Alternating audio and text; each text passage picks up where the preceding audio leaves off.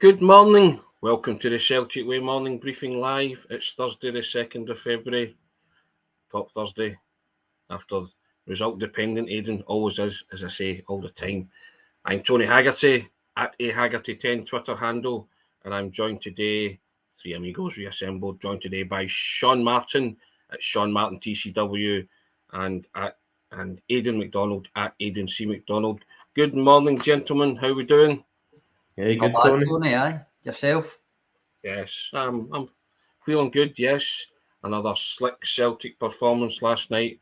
We'll get to that in the fullness of time. I'll just draw everybody's attention to the ticker tape running along at the bottom of your screen, and you can join us. Subscribe to the Celtic Way. It will cost you £2 for 2 months, with full access to everything that we write on the website and all the stuff that we do. You can contribute to producing top quality journalism, covering a club like no other. Celtic content, we do that best of our ability. Hit the button, www.celticway.co.uk/subscribe. That's www.celticway.co.uk/subscribe. There's always something on the website for everybody. Aidan and Sean would agree with that. And we also say thank you to SENECA, who are our new sponsors. The Celtic Way Morning Briefing is now sponsored by SENECA Medical Group, and SENECA are the #1 hair transplant company in Europe, and they offer innovative hair restoration treatments. And you can find out more about SENECA via the links in the description of this video. Gentlemen, a 3-0 win over Livingston last night. Brian Roberts nails it there. Morning, Brian. Happy belated birthday to you, Brian. Morning, guys. Another satisfactory night at the office. That's exactly what it was. First goal goes in. Sean, and you kind of hit a comfort zone. The kind of result was never in any doubt. It's the same as Tannadice on Sunday. Took me a while to get the breakthrough goal at Tannadice, but as soon as Taylor scored last night, I knew you would be off the couch and jumping around and shouting and going mental. But a fine strike from a player who was sadly missed in his absence, and you can tell. He was, aye, and he says himself after it, he's getting a wee bit prolific against Livingston because he didn't seem to score against anybody else, really. But I did like that. He played well. I thought the team played well in general. You're right, it took a wee bit to get the breakthrough again. But and I remember I text my pal saying, is it going to be one of those games where it's hard fought 1-0, or is it going to be once you score one, you score 3 or 4? And thankfully, it was that. It was the latter, and your old dad here get the scoreline spot on for once. It had to happen at some stage again. I did. We spoke in the group chat last night. You'd actually forgotten that you'd got the scoreline correct, Aidan. So you've been displaced as the GOAT, Aidan. Sean currently got the yellow jersey in a Tour de France style. Again, Aidan, satisfactory performance indeed. Lots of individually good performances, but as a collective, clinical and professional team performance. And I agree with Raymond Haddon, 3 points to the bag, and that's another game ticked off, chalked off, call it what you like, on the countdown to the business end of the season, as Ange calls it. Yeah, it was ideal really for the time of the year to be getting a result like that, and the commenter's completely right. It was pretty much job done. As soon as that first goal went in, you didn't really feel like there was any danger that Celtic were going to give up too much in the game. Obviously, there's always like the odd mistake creep in, and maybe there was a goal, but even then there wouldn't have been any sort of worries that Celtic weren't going to get the 3 points. And the team overall, it was a sort of really good positive team performance from back to front. And as obviously you just touched on it, it was really good to see Greg Taylor back and getting on the score sheet as well. It was some finish, to be fair to him. Yeah. The odd mistake there, Sean, was that in coded reference to Starfelt falling on his backside with the help from Bruce Anderson. I thought he could have. David Ferguson's already mentioned Starfelt. He said, "How good was he?" I don't know, Aidan. Is that what you were alluding to? Do you think he was fouled? Put it that way, or do you think it was just a misjudgment? I think there might have been a foul on it. To be honest, I was more actually thinking about there was one in the second half. I think Joe Hart sort of miskicked a pass. He just didn't put enough on it. And it was behind Hatate. You know, that was some composure, didn't he? If there was even less in that pass, or even like a wee bit less power, then it probably would have just fell right to the Livingston player pretty much. But apart from that, it's probably just nitpicking. But yeah, I think Starfelt might have been fouled, to be fair, for that one. But yeah, that was in my head. Ryan O'Hare, never in doubt last night. Brilliant. Yep, your reasoning for a 3-0 win was sound, Sean. There you go. Well done, Tony, what's your own opinion on the Starfelt thing? I didn't think it was filled. I thought he just totally misjudged it. I thought he was a bit weak. From that, I thought he was a bit weak. I don't think Bruce Anderson didn't do anything that any other striker would have done in that situation. Kind of go give me your arm, lean with a wee nudge, we kind of push and chance your arm and see if you can get away with it, and you can. Mm-hmm. But I also feel that's the kind of what we've spoken about the centre back position, and kind of going. I don't know. His body shape looked a bit clumsy as he went to deal with it in the first place. He was kind of off balance anyway, and the slightest touch was going to put him down. And normally in those situations, you maybe do get a free kick, but the referee chose to give the benefit of the doubt to the attacker. And I questioned at the time. I thought it was just very unlucky that he hit the inside of the post, but they were saying in commentary that they thought Joe Hart got a glove to it. If he did, or a fingertip, then it's a brilliant save, and it's a pretty crucial save as well, a big time. It's a big moment in the match, so I'll give Joe Hart the benefit of the doubt on that and say he did get a fingertip to it, but it stayed out, thankfully. But it's not me beating Starfelt over the head. I just thought, Michael Duffy was definitely off balance. He was off balance going for it, so it looked like a clumsy attempt to deal with the situation in the first place. And I wasn't surprised when he fell down, because Bruce Anderson's gone in because he spotted it and taken advantage of it. So there you go. But I was very soft. It's still a foul for me. So Derek Crawford's body position was all wrong. Yep, totally agree with that. I think his body position was all wrong. But as I say, I still thought he had a cracking game for what they had to deal with, because Bruce Anderson was a lone striker. And well, that's the thing. That's the argument I would make. I think both of them played well, but then they had nothing to deal with. And I think you can see that in the stats because, well, let's take Starfelt first. No tackles, no interceptions, no clearances, but won 6 out of 8 headers. That's all. That's the sum total of his defensive performance. But I would suggest that's maybe because 1, they weren't troubled, and 2, when they were troubled, it was more of a kind of positioning game rather than an actively tackling and interception kind of game. But you look at Carter Vickers, and this is where it's not just on Starfelt. This is why I think that's the type of game it was, because Carter Vickers also no tackles, no interceptions. He made 4 clearances, right enough, and won all 6 of his aerial duels. But I think that to me tells you they were lumping it, they were heading it away, and for the vast majority of the game, it was about their positioning rather than actually up against someone physically. Albeit that Starfelt one sticks in your head because it's the only time they were really bothered. But I think both played well enough. Yeah, I agree with that, Aidan. I was Cameron Carter-Vickers. I think I said in my player ratings that he just reads situations very well. I think there was one when was it Obalai tried to do a wee kind of pivot and turn, and Cameron Carter-Vickers just appeared from nowhere as if give him the ball. You don't know what you're doing with it, or you're just pirouetting and trying to advance. Just give me it and I'll deal with it. And he did, and I think that's what he brings. But we'll get on to individual performances, Aidan.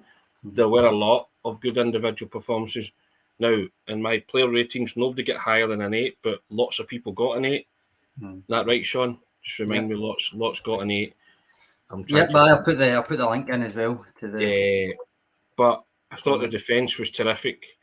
Greg Taylor got the man of the match, as voted for last night. You can argue the toss on that one. Thought Hatate was excellent. Thought Alistair Johnston was excellent. We've spoken about the 2 central defenders. And I even thought Matt O'Reilly had a cracking game. I must admit, Tony, I was surprised you gave him a 7. I thought he played really well last night. Yeah, he was up there for me. And a brilliant pass for Kyogo's goal. Excellent vision. Yeah, Johnson was great. So, do you agree with that, Aidan? Would you have had a star man last night, or did you agree that the collective was pretty good last night? I know somebody has to get the man of the match because it's sponsors and that's what they do, but most people who played well last night get an 8 in my ratings. I think you were bang on with that, Tony, to be honest, not putting an individual star man, because the overall team performance was excellent. If I was sort of having to pick one, it would have maybe probably been between Greg Taylor or Hatate. Just I thought they were both excellent, but plenty of brilliant honourable mentions. Maida that Derek's talking about there. Also O'Reilly was a really good performance from him. He's obviously been kind of in and out of the team recently because of how good Aaron Moy's been, and the fact that Aaron Moy didn't start and would have probably surprised quite a few people. So I think it was positive that O'Reilly came in and gave a really good account of himself. Kyogo as well was excellent. I mean, his finish for that third goal was superb. Even though he maybe wasn't in the game a lot, that was brilliant. And yeah, as they touched on, the defence was good as well. So no, I think that was bang on, Tony. It was a really good team performance. So can't complain about not having an Yeah. Sean, you agree with that? Maida was excellent. And I think the manager was asked a question after it by Celtic TV, and he said, was there any doubt when Kyogo picked up that ball that he was going to score? But he still had a lot to do. But still a wonderful pass from O'Reilly, and great to see O'Reilly getting back to that, because he tried a lot of risky stuff last night. Well, tried the forward-thinking stuff last night, which I liked about O'Reilly. It's easy to retreat into your shell, and once you've been rotated and think, all right, I'll just ease myself back in. But he was kind of back to that last night, the give and goes and the clever stuff, I thought. I thought he played well. I think there's a comment here. I'll just Derek Crawford. It's a conversation between him and Pete McGee. But Derek Crawford says he thinks the whole tempo slowed right down when the changes were made, which is just natural. But Ange wants to keep the tempo for the whole 90 minutes. On that note, Kay Matsu comes in saying Ange is man of the match. But what I would say to that is, to me, the first half was better. Right, it was a kind of better eye test performance. But statistically, they created about the same in terms of kind of volume and quality of chances in each half, which I think is a good reflection of the attitude of the players and the level of substitutes that come on, albeit they didn't get quite as many high-quality chances as usual. On that note, I'm always talking to you about like the trend lines and the pass networks. I've actually dug out both from last night just so I can show you rather than always just talking about it. So the trend lines here, first and foremost, and that's basically just a wee graph for the duration of the game showing who created chances and when, and you can see Celtic are the yellow one. Celtic are clearly well ahead, and the Andrew Shinnie one off the post is the only kind of jut that you see in the Livingston one, just about the 40th minute mark there. So Celtic, for virtually all the game, Livy caught them at one point just at half time, and then beyond that it was just Celtic the whole game. For me, that tells me that the subs actually did do quite well. And when you look at it, I think Turnbull got stuck in when he came on, because I'm saying that Carter Vickers and Starfelt never had anything defensively in terms of tackles, interceptions and stuff. Turnbull was on for what, 27, 28 minutes or something, same as Aaron Moy. Was it even less than Aaron Moy? Can't remember if they came on at the same time. But Turnbull came out with Celtic's highest tackles and an interception into the bargain as well. So I think he gets stuck in when he come on, which is all you can ask for. Aaron Moy, we're saying he was in good form. He came on, he only got again about 27 minutes, but tied for most key passes in the game in his 27 minutes. So again, I think the subs come on and did well. So although Derek's right that the tempo probably did slow down because you were 2-3-0 up fairly early on in the match in the grand scheme of things, I think the subs did well. Yeah, Aidan, I thought Daddy Cool was all over the place when he came on, or Aaron Moy to give him his. He did a cracking interview where he said his kids are now singing it to him, and his wife sometimes sings it to him as well. Do you mean all over the place, as in like everywhere, or all over the place? Not all over the place, as in a shambles, or anything. It's just like everywhere. When he came on, as you say, that would bear out the stats and what you're watching, Aidan. But even getting a full game, all 27 minutes, it shows that guys are just prepared to have that impact and do what the manager tells them when they do come on, all they're rotated out. And Aaron Moy still had a big impact on that game in that 27 minutes he was on.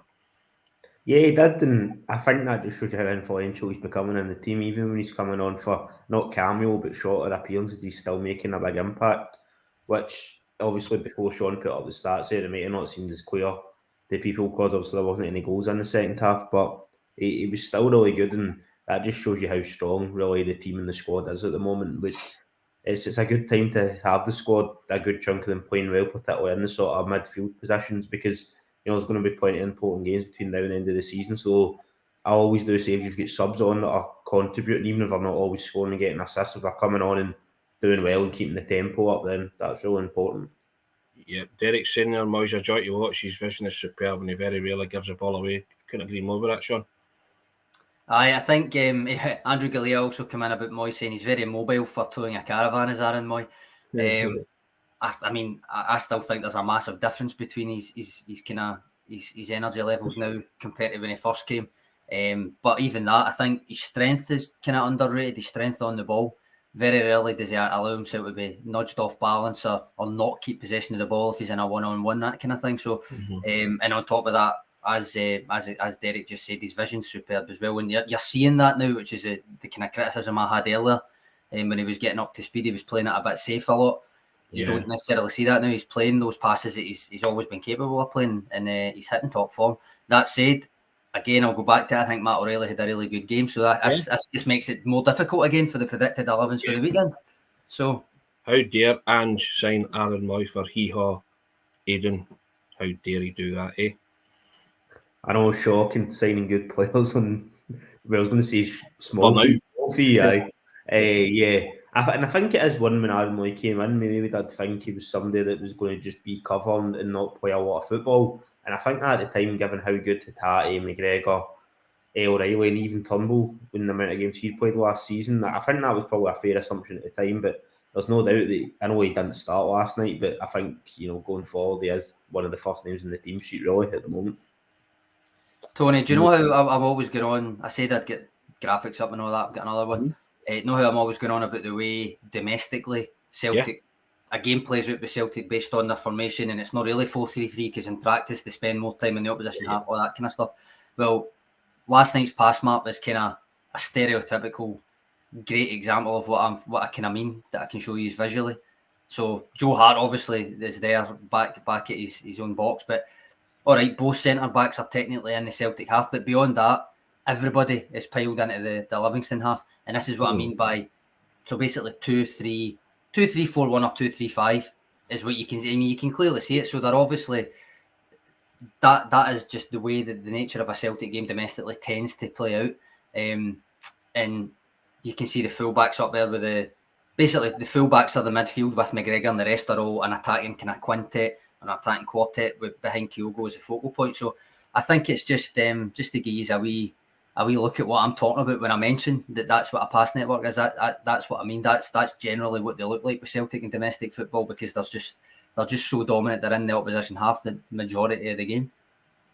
I was going to go all Groucho Marx on you there, Sean, and say why a 4-year-old child can understand that. Go and run out and get me a 4-year-old child, because I can't make head nor tail of it. Yeah. What I will say is, going back to the subs point, right? You look at them there, that's the starting 11, obviously, right? And by the way, the kind of darker red gel, the more you were involved. So Starfelt shows up well, Derek. You're right with that.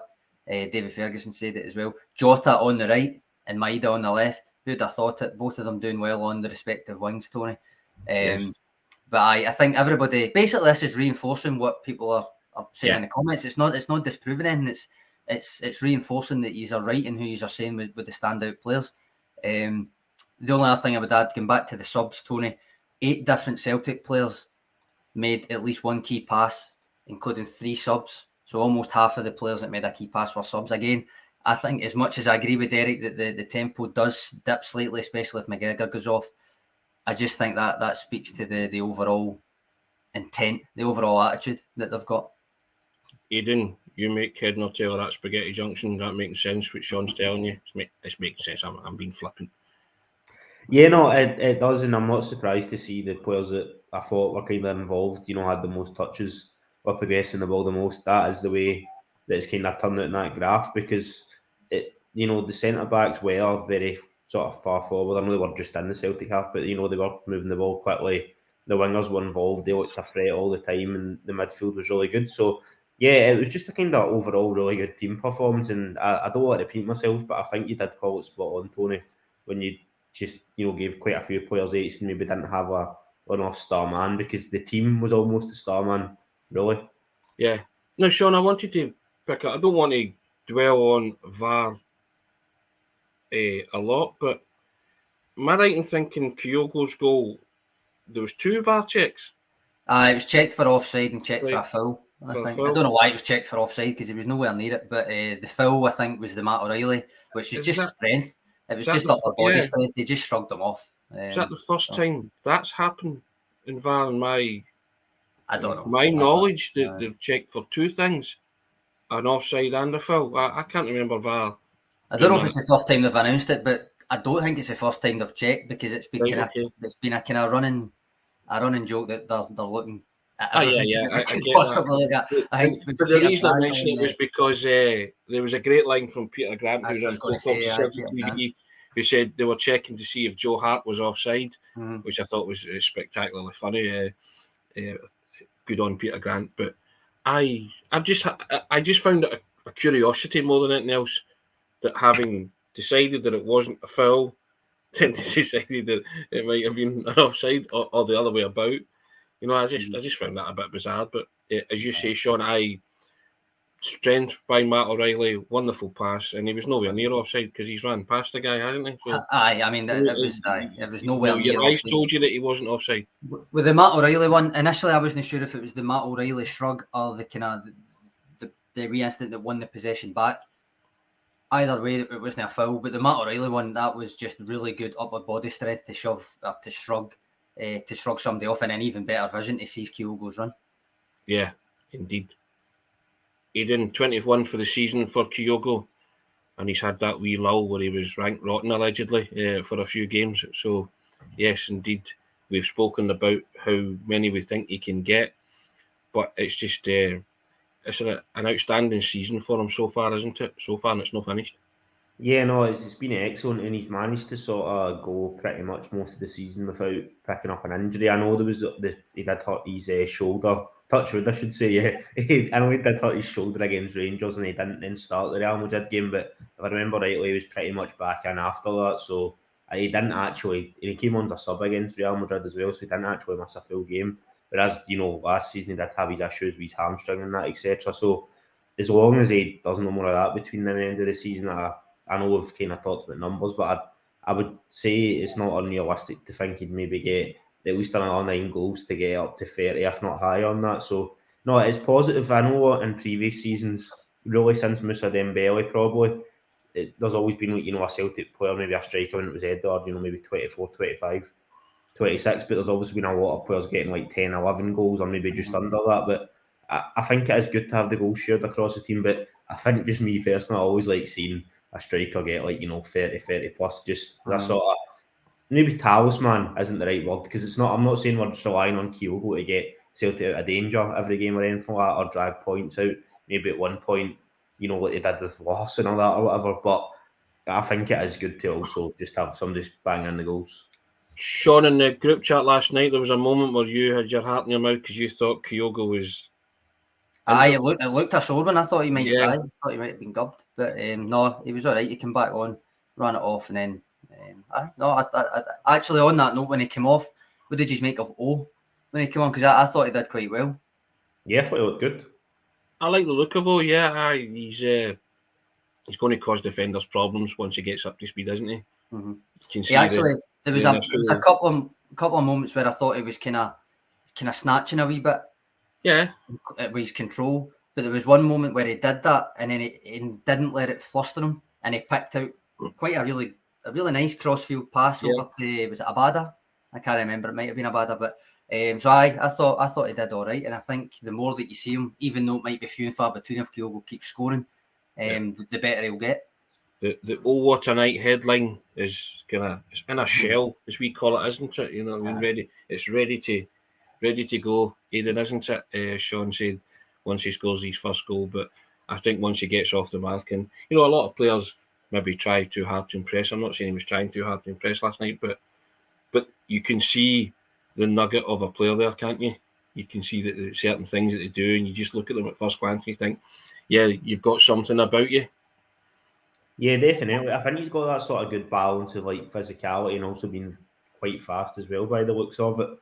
I think probably Yakimakis, maybe, if we're just comparing them briefly, given that it looks like at the moment O's kind of being brought in as somebody that's maybe going to be a replacement for him or going to be playing ahead of him. Obviously, Yakimakis is really good finisher and physical, but not the quickest. Whereas of O, obviously we don't know how good his finishing prowess is going to be yet until he hopefully gets a few goals, but he seems to be relatively quick and also really good at holding players off, which is maybe that pace is the one thing that Yakimakis lacked a wee bit. So if he's able to get similar finishing numbers to him, then he should be a good player. But he looked good. I mean, that's his 2 cameos now, sort of, that I think. He played a wee bit more yesterday. That I think he's looked impressive. And I know we touched on the Dundee United game. He was unlucky not to get an assist. So overall it has looked positive, but he's going to have to play a wee bit more before we can get a bit more of a proper look at him. It was a wonderful night for Sean, because not only did Greg Taylor score, but Dyson Maeda scored. Sean was telling us earlier on in the season about Dyson Maeda's goal scoring prowess. Took him up to 8 for the season. Sean's that right? Yep. He's a pest, he's a menace, he's a nightmare to play against, but wonderful that he's on your team, isn't it? Because he just doesn't give you a moment's peace. And I thought he was excellent last night as well. 8 goals, 5 assists. So I don't think that can be sniffed at. Very good return. And I know in the Champions League campaign in particular, he's missed chances stuck in people's minds. But overall, and to his credit, and this is kind of what Ange Postecoglou was getting at last night about constantly making the runs, he'll get in the positions he's meant to be in the Champions League. If you do want to see a silver lining in his missed chances, is that he was there to miss the second, third, and fourth missed chances rather than getting his shell and not making the runs after missing the first set. And I know that's scant consolation because he still missed the other one's right, but that's the way I would choose to look at it if you want a silver lining with it, and I do want a silver lining with it because I back him up constantly. So, and he's in those positions because he was asked the question at the end that it's not by accident that he gets those goals. Now, 2 of his recent goals have been by the defender cannoning the ball or somebody touching the ball and it hitting off him and getting in, but he's in that position, so that's the risk you take because he's always in those danger areas, Aidan. Yeah, I mean, it is, a bit of cliche, but if he's not in that position, he's not going to score. So there's definitely some thinking behind it. And I think Sean does make a good point there, talking about the Champions League with Maeda. I mean, firstly, he wasn't the only one that missed chances. I don't want to go back over it, but pretty much all the forward players missed opportunities that we kind of agreed at the time they should have been scoring or doing better with. But the fact that he did kind of keep going and keep getting in those positions, not what he said go down, is probably a marker what he's like as a player. And I think overall he's obviously stats wise you can see he's maybe got a bit better than last season. I know he's obviously had he's going to have a full campaign rather than just joining in January, but I think he's technically has improved definitely since he came to Celtic. I think his technique is a lot better, and some of the finishes have been excellent. I mean, the one at Ibrox is probably the one that springs to mind for a lot of people, but that's right at the start of the game, the first sort of real chance. It was just a few minutes in, wasn't it? And the way he just came in and stroked that past was excellent. And I think the goal at Hart Tynecastle as well in that game, when I think it was a shot and then it bounced back and he just hit it straight in. So I think he technically has improved from when he came in last season, because I don't know if he maybe would have been able to do that, maybe particularly not straight away like he did in the Rangers game. So yeah, Maeda's been a real positive, and yeah, I'm sure he'll be getting more goals by the end of the season because he keeps. What a finish that was last night, though. Yeah, I know, superb. But he's also in the goal at Easter Road as well. Yeah, that was that's what I'm forgetting about.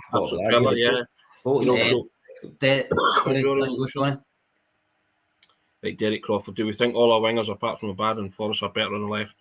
I personally think Maeda, Jota and Haksabanovic are better on the left. You agree with that, Sean? I agree with him. I think that if you're going to put a label on them, I think yes, Abad and Forrest are the right wingers and the other 3 are better on the left. But as I say, last night, Jota played in the right again, had a good game, I thought. Maeda played in the left, had a really good game, could have been man of the match. You can switch them, and they've both had those kind of games as well within the same game. You had tail end of last season, you had Maeda switching wings again with Giakoumakis up front and different things. I don't see it as a problem unless it becomes a genuine problem for Ange Postecoglou, because said yesterday I got Alan Morrison, he done a piece for the website earlier in the season, Jota right or left, and he's productive no matter what wing you're on. So it almost doesn't matter. It's just kind of what one you want. You want the one that sets things up, you want the one that scores. Who do you pair him with? Because if it's with Abada, then any of those 3 can play on the left. Any of them can play in the right as well. I mean, Haksabanovic has played in the right as well.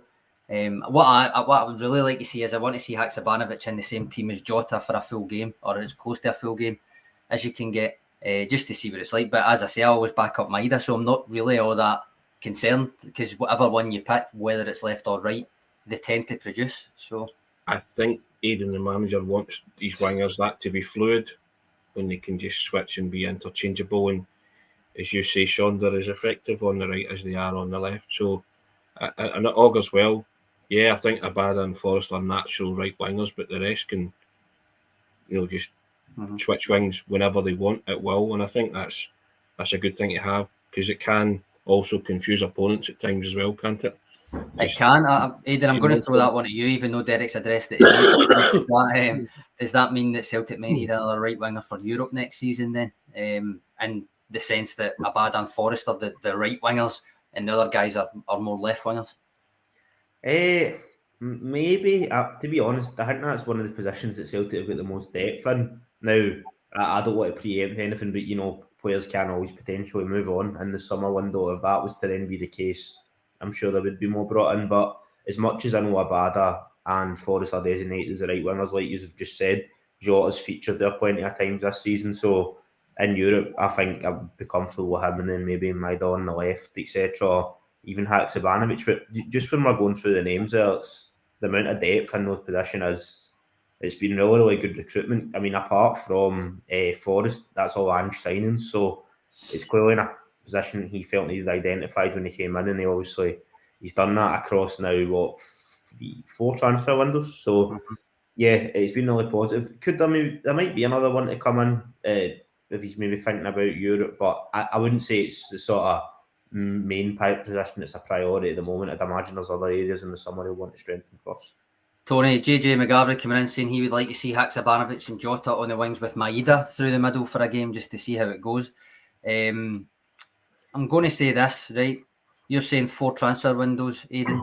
He's built this squad despite what the narrative might be, as I said the other week. Yeah, he's basically not spent money, if you want to be truthful about the actual meaning of spending money. Celtic have simply recruited within their own means, and I think that's a remarkable job. But it leads me to a comment that I favourited about 25 minutes ago that I wanted to bring up, which is a wee tip of the hat to the Parkhead DJ. Did you get it? Did you see it at half time? Tam Mack coming in saying Parkhead DJ playing the verse "Lucky Man" at half time was class. Totally agree. Thought it was a nice wee inclusion in the half time playlist. Happiness, more or less, Aidan, eh? The DJ's due a raise, I think, after that. You reckon? It's a great tune. It's a great tune as well, but it kind of sums it all up, doesn't it? But yeah, you have to hat tip to the man spinning the platters that matter on the decks at Celtic Park. Indeed, that was a good choice of music. Yeah, and I think, as you say, Sean, it does feed into that narrative that, and that you just look at that strength and depth and you understand the way the manager goes about his business. You've assembled that team, as you say, without actually spending money. It's incredible, isn't it, really? I mean, it's actually amazing when you think about it. And you don't want to go back to the kind of where they've came from, all that kind of stuff, but this is a manager that used his intimate knowledge of transfer markets around the world, not just insular markets, but expanding global markets. And and to the credit, he's brought them in. They've all settled into the Celtic way of playing under Ange, and you have to turn and say it's a remarkable job, really. It is, and I mean, I've put the link into my own transfer window, is kind of taking stock piece that I did there. It was up yesterday, and in that, again, I mentioned it to you yesterday as well, Tony. But the way where this transfer window fell in, a club that, including Celtic in previous years, a club that didn't have a coherent identity in terms of what they want from a market and what they needed, and just went on kind of that bubble that tends to form around a transfer window. The fact that it was after a World Cup, which was a first, and it was a mid-season window, which is notoriously treacherous, that could easily upset the apple cart at clubs. Look at Chelsea. You've a lot to do to convince me that they've actually signed who they need. They've just signed, if you know what I mean, because of the market that's there. Celtic have signed what they needed for the positions they needed, and they've done it efficiently and swiftly without breaking the bank. And what I basically said in that is the biggest compliment I can pay them, with all that going on, is they kept acting like Celtic throughout the window. They never let themselves get, I called it a swamp, they never let themselves get sucked into that swamp that the mid-season transfer window plus a post-World Cup transfer window could be. And for that reason, I think they deserve a lot of credit, and that's not just Ange Postecoglou, that's Michael Nicholson and Mark Lowell as well. Yeah, Aidan's sitting there shaking his head saying, but he never signed Moussa Dembele. That right, Aidan? The dream's not over yet, Tony, right? He didn't actually leave Lyon, so that just sort of to repeat what Sean says, the transfer business has been excellent, and there's a clear identity to, obviously we know how the team wants to play, but the targets that the manager wants to identify, and it's not at the stage that Celtic were a bit guilty of doing under a few managers going back, that it's getting near the end of the transfer window, you're signing guys on 6-month loan deals in the January or year-long loan deals in the summer just to sort of plug gaps, and it's all well and good at the time, but it just comes to the following season and you're short again. The players that did come in on loan, we've obviously seen they've left because it just didn't really work out, or maybe not in the case it didn't work out with Jens, but they weren't really needed anymore for the squad.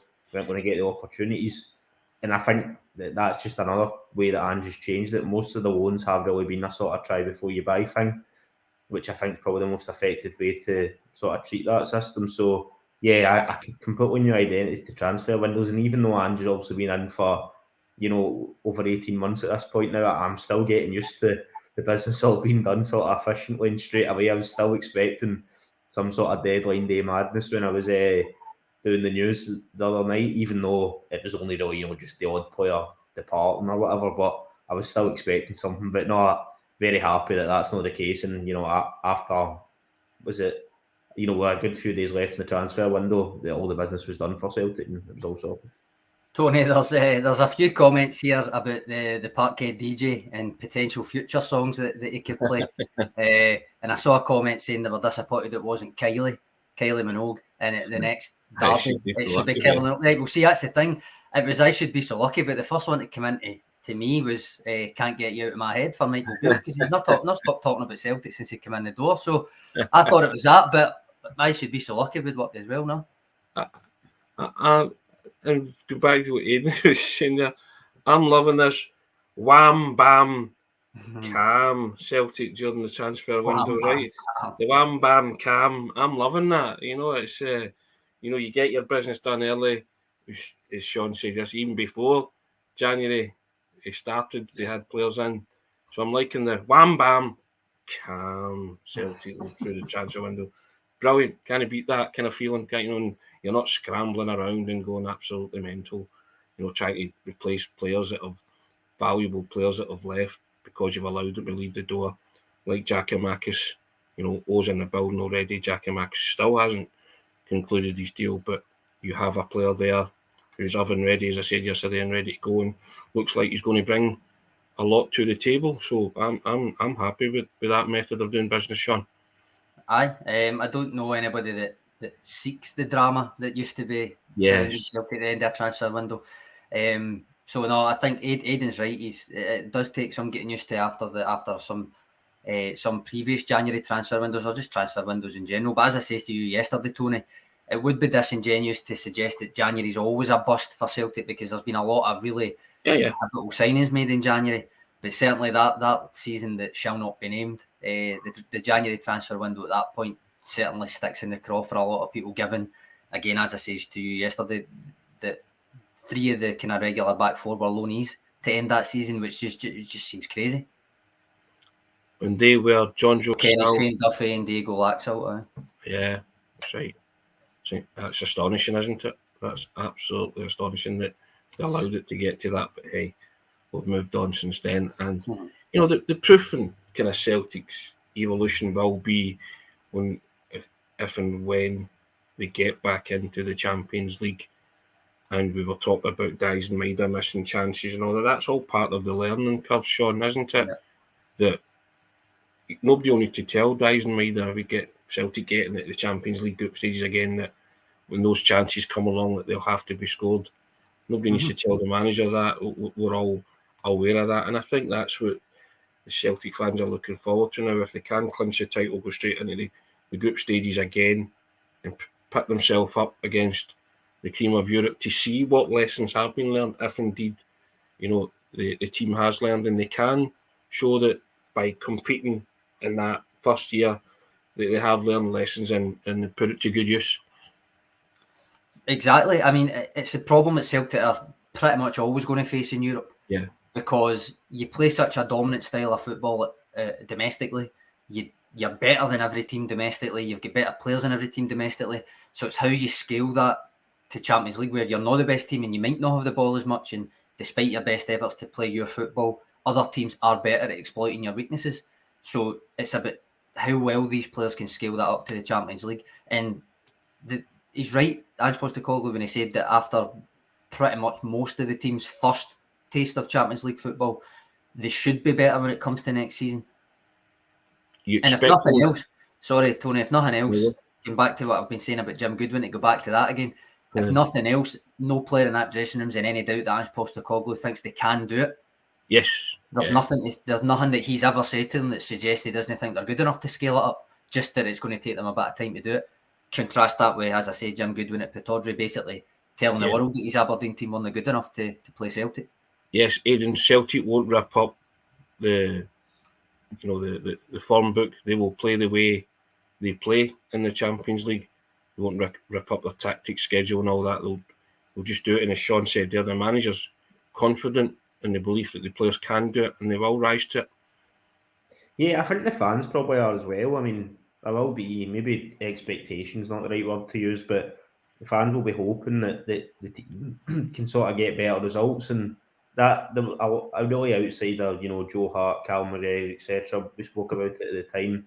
There wasn't a lot of Champions League sort of experience in that squad, but the fact that a good chunk of them have had a season of that, hopefully it will be on the back of more domestic success as well. When you're starting next season, you add another sort of good 6 months or so for Ange to bed these ideas, if there's anything else that's really got to be added at this point in terms of him getting his points across. So yeah, I'm really hopeful that if Celtic do win the league and they are in the Champions League next year, then the results will hopefully be better and they'll match sort of some of the performances that the players in the team are putting in. Sean, any old business, any new business, anything else you wanted to bring up about last night? Or no, I don't think so. In general, I've shoved in your detailed ratings. There's plenty of stuff on the website from last night as well. Later on in the day, there'll be the stats bomb kind of data roundup, all the kind of stats from the match.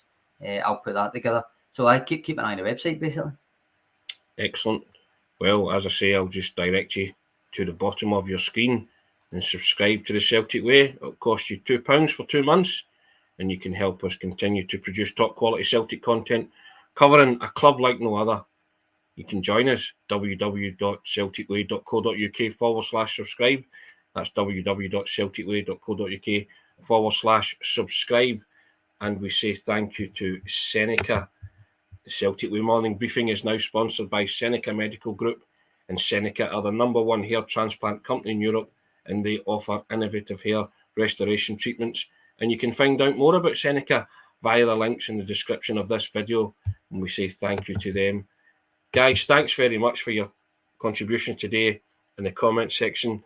Really enjoyed that. No doubt people will be making suggestions, Sean, for the Parkhead DJ. You've started something now. You've unleashed that. So let's see where the chips fall on that one. But hey, yeah, it's we can't do it without you guys. We appreciate it. We've got a wonderful community on the Celtic Way here, and we do enjoy talking to you. Aidan, thank you for your contribution. First class. Cheers. As always. Always enjoy it. Sean, first class again, mate. Tremendous.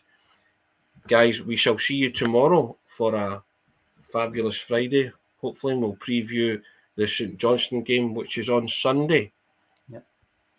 And hopefully Celtic can go to Perth. But what was that, Sean? 6 clean sheets in a row? Yep.